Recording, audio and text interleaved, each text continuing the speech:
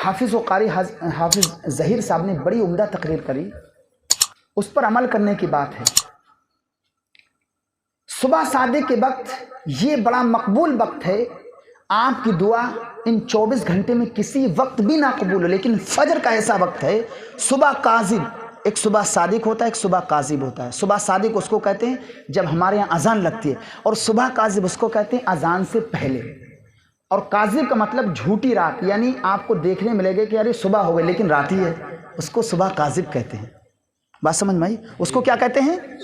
صبح کاذب، مطلب جھوٹی رات، دیکھنے میں ایسا لگا کہ دل نکلنے والا ہے، لیکن جب دیکھا گھڑی میں تو 3 بج رہے یا 3:30 بج رہے، تو اس کو کہتے ہیں کاذب۔ وہ وقت مقبولیت کا وقت ہے، اللہ کے حضور رونے اور گڑ گڑانے کا وقت ہے، اللہ کے حضور مانگنے کا وقت ہے۔ تو وہ شخص اپنے رب کے حضور رو کر کے مانگ رہا تھا، یا اللہ میں گنہگار ہوں، خطا کار ہوں، ہمارے گناہوں کو معاف فرما دے، ہماری خطاؤں کو معاف فرما دے۔ اب یہ منصور بن عمار نکلے، اس کو روتے ہوئے دیکھا تو آپ نے آیت پڑھی، قوا انفسکم واہلیکم نارا وقودھا الناس والحجارہ، بچاؤ اپنے آپ کو، اپنے گھر والوں کو اس آگ سے جس کا ایندھن انسان اور پتھر ہیں۔ جب اس نے یہ آیت مبارکہ سنی تو ایک چیخ ماری اور اچانک آواز بند ہو گئی۔ منصور بن عمار کہتے میں صبح کے وقت اسی گلی سے گزرا، پھر کیا دیکھتے اسی مکان سے جہاں رونے کی رات میں آواز آ رہی تھی، گڑ گڑانے کی آواز آ رہی تھی، اب دیکھتے ہیں کہ چند لوگ اس کے ہاں رو رہے ہیں۔ میں نے ایک دیکھا بوڑھی خاتون بلک بلک کے رو رہی اور کہہ رہی اللہ اس کا بھلا نہ کرے کہ جس نے میرے بچی کی جان لی۔ وہ منبر و محرام میں اللہ کے حضور رو رہا تھا، گڑ گڑا رہا تھا، اتنے میں کسی نے عذاب آیت اس کے سامنے پڑی اور وہ تاب نہ لا سکا اور اس کی جو ہے روح پرواز کر گئی۔ اللہ اکبر۔ تو حضرت منصور بن عمار کہتے ہیں کہ پڑھنے والا میں ہی تھا اور میں نے وہ آیت مبارکہ پڑھی، تو جس کے دل میں خشیت الہی پیدا ہو جاتی ہے تو پھر گناہ تو بہت دور کی بات ہے، وہ جو ہے کسی کا دل ٹھیس پہنچانے سے بھی بچتا ہے اور کسی کو تکلیف دینے سے بھی بہت دور رہتا ہے۔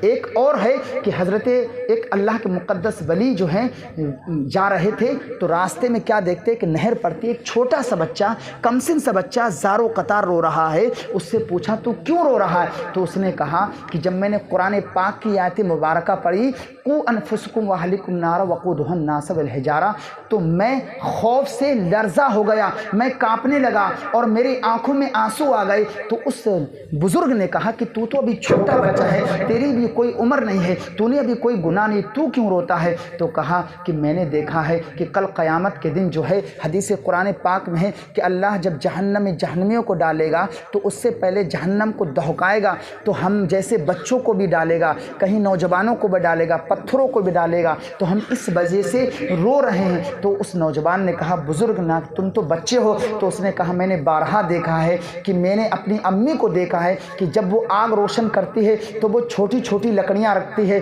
جب اس میں پکڑ لیتی لکڑیاں تو بڑی بڑی لکڑیاں رکھتی ہے، جب آگ روشن ہو جاتی ہے تب کھانا بنتا ہے۔ تو مجھے خوف ہے کہیں ہم جیسے بچوں کو اللہ جہنم کے اندر نہ ڈال دے۔ بتائیے جب اتنی عمر میں بچہ ہوگا اور اسے اتنا خوف ہوگا، اللہ کا ڈر ہوگا، اگر نماز چھوڑ دے گا تو جو ہے اسے ڈر ہوگا نماز چھوڑنے کا، نماز کا عادی ہوگا۔ اور ہمارے ماں باپ بھی یہ کرتے ہیں کہ بچہ 10 سال کا ہو جاتا ہے، 12 سال کا ہو جاتا ہے، اسے کبھی نماز کے لیے نہیں کہتے ہیں۔ اگر وہ نماز کا عادی ہوتا، نماز کا پابند ہوتا، بیٹی بھی نماز کی پابند ہوتی، ایسی صورت میں اگر کوئی ہلکا پھلکا گناہ ہو بھی جاتا تو بار بار وہ توبہ استغفار پڑھتی یا پڑھتا اور گناہوں سے شرمندہ ہوتا۔ لیکن آج ہم یہ دیکھتے ہیں کہ وہ گناہ پہ گناہ کرتا جاتا، اسے کوئی شرمندگی نہیں، اسے کوئی نادمی نہیں، اسے کوئی فکر نہیں، نہ ماں کی فکر ہے، نہ باپ کی فکر ہے، نہ پڑوسی کو فکر ہے، نہ دوست کی فکر ہے۔ بے باک اسکوٹی لے کر نکل جاتی ہے، کبھی بے باک یوں ہی چلی جاتی ہے، کبھی جو ہے بہانہ سے چلی جاتی ہے، کبھی درگاہ کے بہانے سے چلی جاتی ہے، اور جو ہے بے